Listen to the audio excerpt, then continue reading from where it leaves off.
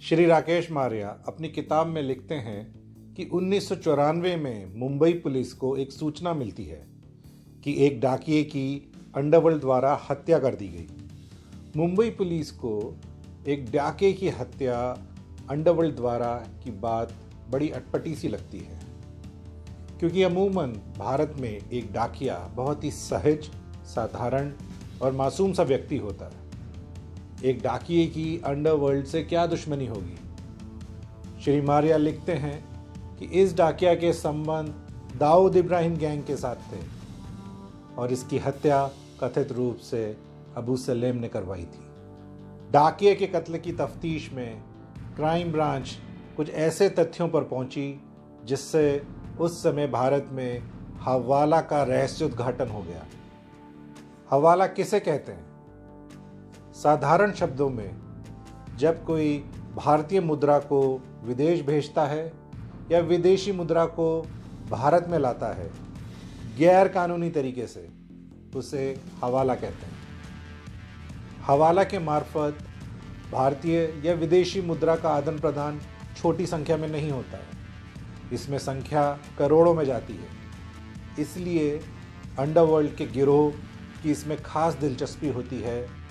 सच्चाई ये है कि यही लोग हवाला का संचालन करते हैं। श्री मारिया लिखते हैं कि मुंबई अंतर्राष्ट्रीय हवाई अड्डे पर जो पार्सल विदेश से आते हैं या विदेश जाते हैं, उनका निरीक्षण कस्टम द्वारा किया जाता है, परंतु इस निरीक्षण के लिए पार्सल को दक्षिण मुंबई में स्थित एक जनरल पोस्ट ऑफिस भेजा जाता है। वहीं पर कस्टम इनका निरीक्षण करती है। कस्टम द्वारा निरीक्षित और पास किए जाने वाले पार्सल को उनके निर्धारित पते पर भेज दिया जाता है।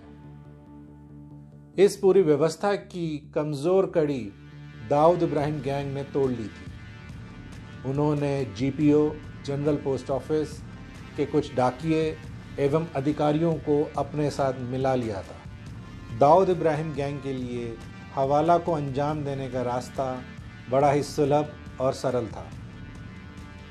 विदेशी मुद्राओं के पार्सल विदेशों से भारत भेजे जाते। विदेशी मुद्राओं से लैस पार्सलों की जानकारी अपने पसंदीदा डाकियों को पहले से ही दे दी जाती। दाऊद इब्राहिम गैंग एक योजनाबद्ध तरीके से अपने पसंदीदा डाकियों की नियुक्ति मुंबई हवाई अड्डे पर करवाता, जिससे कि वो ही विदेशी मुद्राओं का पार्सल को प्राप्त कर सकें। यह डाकिये बिल्कुल वैसा ही दिखने वाला और उसी वज़न का एक और पार्सल तैयार करते जिसमें वो इधर उधर का सामान डाल देते। जब विदेशी मुद्राओं से लैस पार्सल मुंबई हवाई अड्डे पहुंचता तो यह डाकिये उस पार्सल को इस दूसरे पार्सल से बदल देते। विदेशी मुद्राओं से लैस पार्सल यह डाकिये अपने संरक्षण में ले लेते और दाऊद इब्राहिम गैंग को सौंप देते। जब भारतीय मुद्रा को विदेश भेजना होता तो यही विधि होती, परंतु उल्टी दिशा में। तो इस तरह से हवाला के चक्र का संचालन होता था। अब प्रश्न ये उठता है कि उस डाकिये का कत्ल क्यों हुआ? जब एक विदेशी मुद्रा का पार्सल लापता हो गया तो उसकी चोरी का शक इस डाकिये पर आया।